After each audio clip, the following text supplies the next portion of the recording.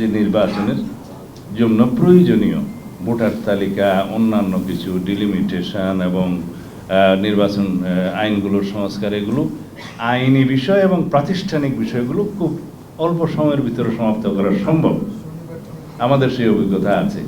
সেই হিসাবে বলেছি, যেই তারিখে ফেসিবাদের পতন হয়েছে, যেই তারিখে দক্ষিণ এশিয়া এবং পৃথিবীর মধ্যে একটি উল্লেখযোগ্য স্মরণীয় গণ অভ্যুত্থান হয়েছে, যেই তারিখকে মানুষ মনের মধ্যে হৃদয়ে ধারণ করে সারা জাতি, সেই তারিখকে আরও স্মরণীয় করুন এবং নিজেরাও স্মরণীয় হয়ে থাকুন 5ই আগস্ট যদি পারেন। এটা আমার প্রস্তাব না, এটা বিভিন্ন জনের মধ্যে এটা আলোচনা হয়েছে, হয়তো প্রস্তাবটা আমি দিয়েছিলাম।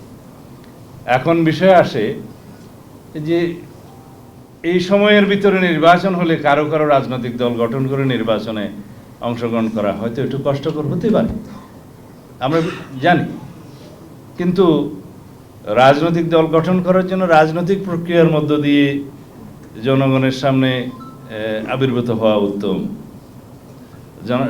স্বাভাবিক রাজনৈতিক প্রক্রিয়ার মধ্য দিয়ে একটি গণতান্ত্রিক রাজনৈতিক দলের যদি আত্মপ্রকাশ হয়, সেটা আমরাও স্বাগত জানাবো, জনগণও স্বাগত জানাবে। আসুক।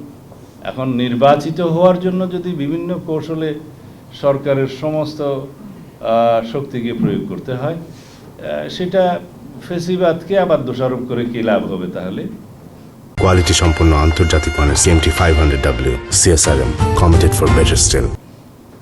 আমরা যদি অতীতের ইতিহাসকে অনুসরণ করি, তাহলে আমরা সামনের দিকে কিভাবে এগিয়ে যাব? আমি ছাত্রনেতাদের আবেগকে সম্মান করি, তাদের আকাঙ্ক্ষাকেও সম্মান করি, তাদের রাজনৈতিক দল গঠনের এই প্রয়াসকে স্বাগতম জানাই। কিন্তু এই বিষয়গুলো যেগুলো আলোচনা করলাম, এগুলো বিবেচনায় নিতে হবে। আমরা সামনের দিকে এগিয়ে যেতে চাই অতি অবশ্যই ঐক্যকে ধরে রেখে। ফেসিবাদ বিরোধী জাতীয় ঐক্য আমাদের এখন প্রাণ শক্তি। এই জাতির, এই দেশের সামনে এগিয়ে যাওয়ার একমাত্র প্রাণ শক্তি হচ্ছে ফেসিবাদ বিরোধী জাতীয় ঐক্য। এই ঐক্যকে সারা জীবন আমাদের ধারণ করে যেতে হবে, যাতে বাংলাদেশের জনগণের সামনে কোনো সময় কোনো সংসদীয় এবং সাংবিধানিক ফুয়েরার সৃষ্টি না হয়, একনায়কতন্ত্রের সৃষ্টি না হয়। সেই জন্য আমাদের এই চেতনা, এই আকাঙ্ক্ষাকে, এই ঐক্যকে ধরে রাখতে হবে, এই জাতীয় ঐক্যকে। যারা শেখ হাসিনা সংবিধান পরিবর্তন করে একটা সাংবিধানিক একনায়কতান্ত্রিক রাষ্ট্র, একদলীয় রাষ্ট্র বিনির্মাণের আয়োজন প্রায় চূড়ান্ত করে ফেলেছেন, যেখানে